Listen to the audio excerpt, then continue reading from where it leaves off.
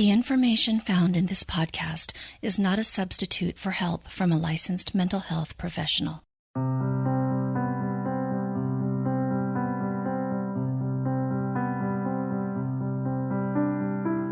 Hi, and welcome to the Women in Depth podcast.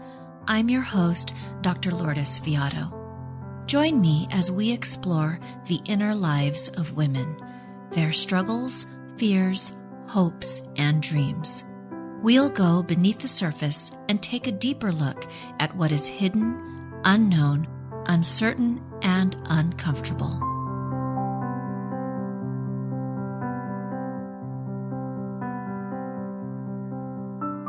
Hi, and welcome back to the podcast. I'm really excited about today's interview because this is something that all of us get to experience and practice with all day long with different people in our lives, different situations, and the ability to be resilient, to be able to respond to the challenges, the disasters, the crises that we inevitably will experience as part of this human condition is a skill that is, I think, one of the most important skills or abilities that we have. And as a therapist, I can say that the ability to be resilient, to develop resilience, to strengthen your resilience is a big part of the work, at least in the work that I do with my clients. So without any further ado, let me go ahead and get to our guest. Today, my guest is Linda Graham. Linda is the author of Resilience, Powerful Practices for Bouncing Back from Disappointment, Difficulty, and even Disaster. She is a psychotherapist and also the author of Bouncing Back, the winner of the 2013 Books for a Better Life Award. She's an experienced psychotherapist with a private practice who integrates modern neuroscience, mindfulness practices, and relational psychology in her international trainings on resilience and well-being. Hi, Linda, and welcome. Thank you, Lourdes, and thank you very much for having me. You know, as I mentioned to you before we started the official interview and in that brief intro, I am so excited about your book. It's one that I plan to share with all of my clients. I love how you pull together the neuroscience behind resilience, what's going on with our brain, and how you also bring in so many ways to begin to strengthen our ability to respond differently to life's challenges. So very excited about this. Thank you. It was, it came out of my experience working with clients and teaching workshop participants. So it's really a synthesis of what I've learned over the last many years of what's the most helpful, the most efficient, the most practical, and the safest tools for people to use. Well, now I'm leaning into, as we can learn to become more resilient, we can learn to use the mechanisms of brain change to actually rewire old patterns that don't work so well and install new patterns that will work far more adaptively, far more flexibly. I think not only can we learn to become more resilient, I think we have a responsibility to learn how to become more resilient to ourselves and to the people who care about us so that we can really manage all the wobbles and challenges of a human life with more skill, more grace, more quickly, more adaptively. And so I'm trying to convey that message in the book. Not only can you learn these tools, but you're learning that you can learn these tools and become more resilient. You know, I love this quote that I stumbled upon as I prepared for our conversation, and it was with the materials that I was looking at, with your book, and it was a quote by one of your colleagues, Frankie Perez, and it was, "How you respond to the issue is the issue." Exactly, and the more we learn about how different people respond to the same stressors differently, or even we can respond to the same stressors differently depending on the resources we have or how tired we are. And so learning that choice is really such a big factor in being resilient, and especially as we learn how choice is so important in strengthening the capacities in our brain, we really can make wise choices that will help our brain be more resilient and help us be more resilient as well. So how would you define resilience? Generally, we think of resilience as the capacities to face and deal with life's challenges, to bounce back from adversity and catastrophe, to be able to meet and learn and grow through the challenges we have in our lives to recover our well-being.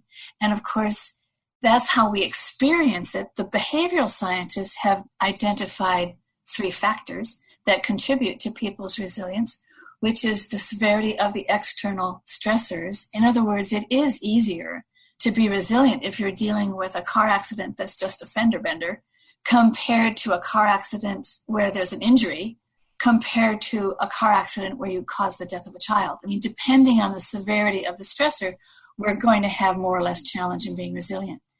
The second factor is the resources that we have to draw on to support us in family and friends and finances and medical resources, counseling resources. And then the third is our own internal strengths.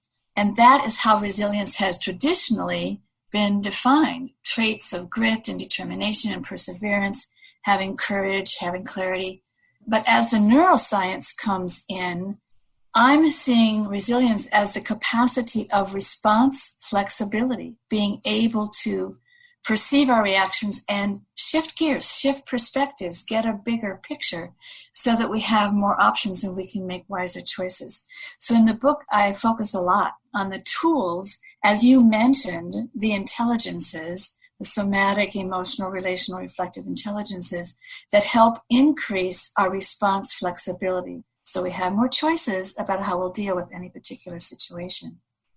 So what are some of the ways that our brain's ability or capacity to respond becomes derailed? Because it's interesting how some people just seem to be, more resilient than others in general. And of course, I have some of my hypotheses as a therapist, but I'm just curious to hear about what happened. I'm sure that when we take our first breaths, we all have this capacity, but something must shift that. Thank you for asking that question, which is a big question. It's true that capacities to be resilient are innate in our being because they're innate in our brain. But because we're using our brains all the time to cope with the situations, yes, there's several things that can impact our level of resilience or even derail it. And the first is we all experience this moment by moment by moment. If we're experiencing a lot of stress or a lot of fear or upset, then our nervous system can just react in its automatic fight, flight, freeze responses. And then the higher brain is temporarily offline. We're not thinking so clearly. So that's why I begin teaching tools of resilience in somatic intelligence, the tools of breath and touch and movement and visualization and social engagement that we can use just to regulate the nervous system and keep the higher brain functioning online where we can actually think clearly. But then more than that, even, we learn patterns of coping from a very young age, from the conditioning that we experience in our families of origin, in our early environments. And those experiences not only teach us patterns, our parents and our caregivers are role models and we learn to be resilient or not, but our early experiences actually shape the development of the brain. And so when we're interacting with parents who can be kind of rigid or inflexible, our brains become rigid and inflexible in how they respond to life events, what my colleague Bonnie Badenoch calls neural cement. And it's much harder for the brain to just learn something new. New experiences don't necessarily go in if they don't fit the old template. And in the other direction, if we've experienced too much chaos in our interactions with parents and role models, then the brain becomes not quite gelled in its functioning. We learn things, but the learning kind of washes through the brain like water through a sieve. So what Bonnie calls neural swamp. And when the brain isn't quite developing, meaning the prefrontal cortex, the higher brain, the center of executive functioning, when the higher brain isn't quite developing, then we have to go back and sort of kickstart the development of the brain to pick up that functioning and to pick up new patterns that will work better. So that's why early on I teach about the mechanisms of brain change, because our experiences have impacted our brain and helping us be resilient or not so resilient. So we can learn new strategies, new tools through new conditioning. Just you have an experience, you repeat it many times, you repeat the neural firing, you get to create a new pattern, new circuitry in your brain.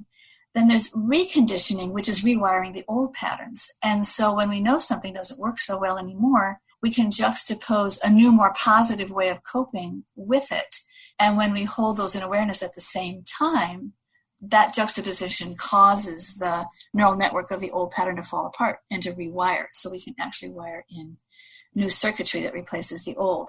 And then there's deconditioning, which is important. We're not just focusing the attention of our brain on the task at hand, but we're allowing it to play. We're allowing it to make its own associations and make its own links, which it does in reverie or guided meditation or guided visualization. And so that play space of the brain allows us to come up with new insights and deepen our own intuition. So that's another way of becoming more resilient as well. So when I look at, you're a therapist, I'm a therapist, when I look at people's backgrounds and what they've learned or what they haven't learned, then I try to pick up on new tools, new skills that will just increase the capacity of the brain to be flexible, to shift gears, to see things from a larger perspective. And that's what supports people becoming more resilient again. I love the descriptors you shared of your colleague of a neurocement and neuroswamp. And that's really helpful because one of the things I was thinking about is oftentimes when teaching clients new ways of responding, one of the things I'll hear is, this is so hard. I tried it and it's just not working. It's like, and there's this sense that the new skill is just too much, or as you described with the neuroswamp, it just doesn't gel, it doesn't take. And so I was wondering if you could speak about why it's a bit of a struggle and it takes repetition over time before we're able to integrate these new ways of responding. Good question. So the brain learns from experience, always. And when it comes to being resilient, the brain learns from experience only. It learns from the experience of being resilient. And the brain learns best little and often. Small experiences repeated many times so that the brain isn't overwhelmed. It actually has a chance to practice with this new circuitry and get it installed as an automatic pattern. So when people are struggling with something, an event that's too much, or even learning a skill that's too much, chunk it down, make it small, a little bit. And I teach this over and over again. We'll get more benefit if you do a gratitude practice and write down 3 things you're grateful for at the end of every day, rather than waiting till the weekend and writing down 20 things all at once. You'll get more benefit if you meditate 10 minutes a day, every day, than waiting for the weekend and doing it for an hour. So little and often, small and repeated, is how the brain learns. And so when we practice our tools and techniques in that way, we're making it easier for the brain to actually install new patterns and new circuitry. So when people are struggling, I just find a small piece where they can feel competent and masterful at doing it. And that sense of competency and mastery is also part of becoming resilient. I love that. This is so powerful. I'm so excited about this, everything that you're sharing, because it really makes resilience something that is, as you describe, recoverable. It's within everyone's grasp and it's doable. It's not overwhelming. And just with these little baby steps, you're making meaningful progress. That's right. And very often, if people have had to cope with too much, and that's also a part of life, if people are having a trauma response to something that's happened or to an accumulation of things that have happened, it's really, really important then to chunk it down, make it small, provide a lot of safety, provide a lot of companionship, provide a lot of encouragement, but not fixing, and let people move at their own pace, finding people they feel safe with, remembering positive moments, becoming clear about what happened, about how they reacted, about what they could have done differently. Really providing safe space for people to go at their own pace, because that's necessary for people to come through real trouble, real tragedy, real trauma. And so as we learn about resilience, we're also learning about post-traumatic growth, that there are ways people can work with their experience no matter how overwhelming, no matter how catastrophic at the time, in ways that actually allow them to be spacious and skillful and learn from the experiences and come out the other side into a new sense of strength, a new sense of community, a new sense of purpose or meaning or direction. And that is very, very encouraging when we think about being resilient. It's for hiccups, but it's also for hurricanes. Yeah, and what you're describing, this process of moving through this at your own pace in the way that works for you and with people who you feel supported by, I think drives home this part of your book where you state that safety primes neuroplasticity. Mm-hmm. The sense that, as you move through this, you're okay and you're safe. Right. And the brain has to come back into what's called the range of resilience in order to really harness the neuroplasticity and learn things new and make new choices. So when we're in our survival responses, and that can happen many times a day, you get revved up into anxiety or fear or anger, or you get shut down into collapse, withdrawal, numbing out. It's important to either calm down or kind of reactivate and come back into that range of resilience where we can be present. We know what's going on, but we're not hijacked or flooded by what's going on. And then in that zone, in that range of resilience, that's where the brain can actually, the prefrontal cortex can resume its function as the CEO of resilience and be able to see what's happening, what our reactions to what's happening are, and how to make different choices. Yeah, it's so interesting because I was speaking with another guest probably a couple of months ago, and she was talking about how when we're in a stress response, for example, like a panic attack, and there's adrenaline or cortisol rushing through our body, she said that when we're in that state, it completely, puts the brakes on neuroplasticity, which is why it's so important, she said, about, the somatic responses of breathing, movement, to signal to your body that this is not a stressful experience so that your body can begin to calm down and bring the cortex back online. Mm-hmm. So one of the first tools that I always teach is hand on the heart, which is a somatic tool, but it's designed to calm down a panic attack in less than a minute. And it's simply putting your hand on your heart, and so you can feel the warm touch of your hand on your heart, and breathing slowly, gently, deeply into the heart center. So you're activating the parasympathetic calming branch of the nervous system, and breathing in a sense of ease and safety and goodness and peacefulness, which actually restores a coherent heart rate variability. So the heart has more flexibility in how it's managing that stress. And then you remember a moment, just one moment, of feeling safe and loved and cherished with another human being. And not the whole relationship, just one moment when you actually felt safe with a partner or a friend or a therapist or a spiritual figure or a pet. And when you can evoke that feeling of feeling safe, let that wash through your body, you're actually activating the release of oxytocin, which is the brain's hormone of safety and trust. It's the brain's direct and immediate antidote to cortisol. So as soon as we can activate the oxytocin by feeling safe with another person or with a pet, then blood pressure goes down, heart rate goes down, and we begin to come out of that panic attack into a sense of calm, again, into that range of resilience.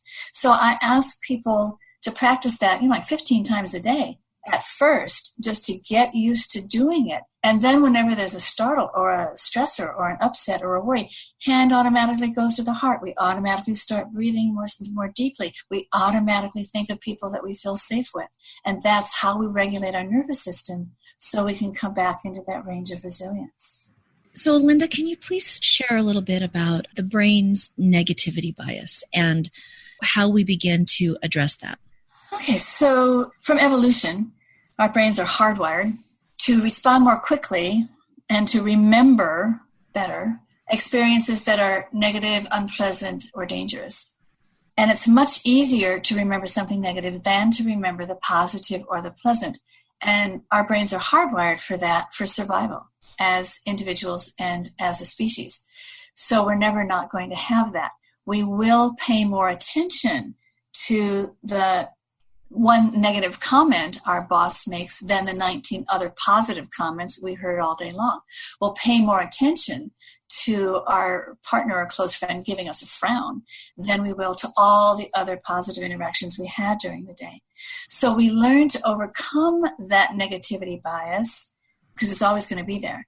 But we learn to overcome that by practicing positive emotions. And this is something that is just so important to teach people, because we practice positive emotions like gratitude and kindness and compassion and joy and awe and delight, not just to feel better, but to shift the functioning of the brain out of the negativity bias, out of our reactivity and contraction, into more receptivity, into more openness to learning, into the bigger picture, into more optimism. And the direct, measurable cause and effect outcome is resilience.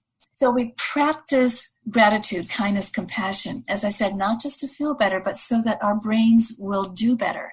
And we're finding when you practice those practices, again, little and often, but over a long period of time, people live longer, they sleep better, they have less health issues, and measurably, they are more resilient. So in this book, you have 130 experiential exercises. I love how you have them matched up with the different levels of disruption and also categorized according to the 5 different intelligences. And so if you can just give a brief description of what are the 3 levels of disruption and what are the 5 intelligences? So the levels of disruption I'm saying are barely a wobble, which means really something happens, you notice, but you cope pretty quickly. You know, you misplace your car keys in your wallet and it's 2 minutes before you have to leave for work. And maybe there's a little fluster there, but you find them and you recover your range of resilience pretty quickly. And then there's the more serious sorrows and struggles that really break our hearts. If we lose a job or lose a home or lose a relationship or lose our health, or someone we love close to us loses those things. And it's really much more difficult challenges to cope with. And then we need more tools and stronger tools and to practice them more diligently. And then the 3rd level is the level of too much. It's of trauma. And it's where our coping mechanisms have been overwhelmed, at least temporarily. And that will happen to all of us from time to time. And so tools to actually come back into that safety zone, tools to come back into being resourced by safe places and safe people and positive memories and a sense of our own competence so that we can deal with the issues that are much larger. So I'm trying to organize the tools in the book so people can kind of find the tool that's appropriate for the level of what they're coping with. And then very, very quickly, those 5 intelligences. So somatic intelligence is body-based tools. Breath, touch, movement, visualization, social engagement. It's how we restore the equilibrium in our nervous system. So we're in that range of resilience. Emotional intelligence is simply both managing negative, powerful, disruptive emotions, anger, fear, grief, shame, managing those emotions. And I teach a lot of tools from the Mindful Self-Compassion Protocol to do that. But then also the positive emotion practices, cultivating those so that we come out of a negativity bias and we can actually, our brain is actually functioning pretty well. The relational intelligence within ourselves, and that's simply our own self-awareness, our own self-acceptance. How do we talk to ourselves? And very often people will talk to themselves critically, harshly. We'll blame or shame ourselves for how we're coping or not coping. And so to come into a relationship with ourselves that is actually kind and accepting and forgiving so that we're not caught up in derailing our own resilience ourselves and can meet the situation at hand. Relational intelligence with other people, which is simply overcoming any mistrust or wariness or hurt that people have experienced before, to be able to use other people as refuges and as resources, because we're really going to cope better when we feel supported by other people. And then reflective intelligence, which is our mindfulness practice, to be able to see clearly what's happening and our reactions to what's happening, and to be able to shift out of being caught in that experience or caught in those responses and being able to see what the other options might be. And there are many, many tools of applied mindfulness to help people see their own patterns and then be able to shift their patterns in responding. And then it's important to understand, use all of those intelligences all the time. It's to integrate them into an ongoing functioning. I've broken them down into chapters to make it easier to learn them, but they really work together. And when they do work together, that's when we're most supported in our resilience. And this part of your book, the way that you put it together, is also super helpful for therapists and counselors, because knowing your client, you can see which intelligence would be most beneficial. And perhaps this is someone who is not very connected to their feelings or their body, or perhaps it's showing up more relationally. And then you can even, see, okay, what is the level of disruption? Here are some ideas.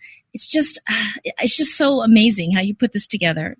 So I'm going to respond to what you just said in two ways. Yes, of course, we see what intelligences clients might not have and might need to develop, but also always, and I'm sure you do too, look for the intelligence that they already have. What are you already doing that's skillful, that's effective, so that people get a sense that they already have capacities of resilience that they can draw on, and then maybe filling in some of the blanks there.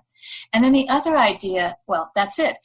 When I teach about resilience, I'm teaching some ideas and some concepts and some principles, but mostly I'm teaching practical tools. I'm really asking my clients to do this in the room with me, or to do this, 5 times this coming week when they go home, and to see what difference it makes. I always, always, always ask, notice and reflect on your experience. Are there any shifts? Are there any shifts in how you relate to yourself and how you relate to this stressor? So I'm always asking them to look for the tools working. And when they can see that these tools are working, it's a great motivation to continue practicing them. And it's a great credit to them that they're learning how to be more resilient. So the reflection of any practice that they do is a part of learning it. And so with all of these exercises and all the information in the book, if there's someone who is just dealing with perhaps work-related crisis, parenting stuff, or perhaps there's also, that layer of trauma, and the book is kind of overwhelming, and maybe this is also for the person who may not be able to work on this with a therapist with their book, on this area. Where do you suggest someone just start? Like they just need some relief, they need something now, and then they can settle into the book a little bit more. Again, it's a good question. I would suggest people begin with somatic intelligence, because if they can bring some calm and ease to their nervous system and to their body, they will be much less overwhelmed to learn any of the other more sophisticated tools. And those somatic intelligence tools, they can do on their own. You can learn how to just take a sigh whenever there's too much tension or worry, just to inhale and then exhale deeply. That resets the nervous system. To learn how to move if you're feeling tense and tight and all caught up, just let your body move in the opposite direction, to the opposite posture. You don't even have to know what to call that. But you can feel the easing of the tension in your body when you do that. So the somatic tools are so foundational to everything else that would require a more integrated, complex functioning of the brain. So I would have people start there, because they'll feel a sense of competency and mastery pretty quickly. And then we also have a lot of therapists and counselors who listen to the podcast. I was wondering, what would be some of your suggestions for those who are wanting to take your book and the information and integrate it into their practice? And I love how you emphasized also being sure to help the individual see what their strengths are. But if you have any other tips or tools for those who are working with clients in a therapeutic capacity. Of course, I hope clinicians will integrate these tools into their practice. I hope they will integrate them into their life. Yes. Because we, as the therapist, are the instrument of the work that we do. And when we can be calm and when we can be emotionally regulated, we can actually entrain the client into that state. So we can help a client calm down. We can help a client shift from anger into something more open by being grounded and balanced within ourselves. And somewhere in the book, I do teach a tool for therapists, for clinicians, and for other caregivers, compassion with equanimity or some such, where we're offering compassion to ourselves. Sitting with a client, we're offering compassion to ourselves while we're sitting with someone in distress or in upset or in grief, so that we offer compassion to ourselves on the breath in and compassion to them on the breath out. And you can do that in the back of your mind, even as you're listening and talking. Breathing in for me, breathing out for you. And as you're resting in that sense of compassion for yourself as the therapist, because sometimes it's hard work, and for the client because they're struggling and having a hard time, when you lock in that kind of compassion, then that holds whatever the content is. If someone's talking about work or parenting or their mortgage, it holds that content in an energetic field of openness and compassion. So yes, I do hope clinicians bring it into the practice, into the room. And we do that the best when we bring it into our life and we walk into the room already with that sense of resilience within us. Linda, thank you so much for spending this time with me today and sharing all of this wisdom, the research, the insights, the practicality, which I love how you pull all of this together and blend it together so effortlessly. This is going to be a very helpful episode for so many. Thank you. I'm glad to have that feedback, Lotus. That's very encouraging. What is the best way for listeners to learn more about your work, to get in touch with you, or buy the book? So all that information is on my website, www.lindagraham-mft. I'm a marriage and family therapist. So lindagraham-mft.net. And on the website, there's information about the book. There's information about how to contact me, but there's also archives of all the video interviews with other experts on resilience, the audio recordings of the exercises, some of the blogs that I've posted, the resources for recovering resilience in the newsletters. All of that is free and easily downloadable. So there's a lot of resources for resilience on that website.